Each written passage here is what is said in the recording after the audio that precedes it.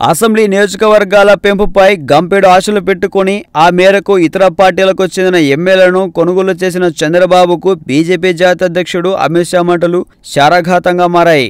అధికార పార్టీ ఆశలు అడియాశలయ్యేలా తెలుగు రాష్ట్రాల్లో అసెంబ్లీ నియోజకవర్గాల పెంపు జరిగే అవకాశాలు కనిపించడం లేదని స్పష్టమవుతుంది. ఏపీలో రాష్ట్రంలోని ప్రస్తుతంలో ఉన్న 175 అసెంబ్లీ స్థానాలను 225కు, తెలంగాణలో ప్రస్తుతం ఉన్న 119 స్థానాలను 153కు పెంచేలా రాష్ట్ర విభజన చట్టంలో పొందుపరిచిన సంగతి తెలిసిందే. కానీ అసెంబ్లీ నియోజకవర్గాల పెంపుపై కేంద్రంలోని బీజేపీ నేతృత్వంలోని ఎన్డీఏ ప్రభుత్వం ముందుకు వెళ్లే పరిస్థితి కనిపించడం లేదని తెలుస్తుంది.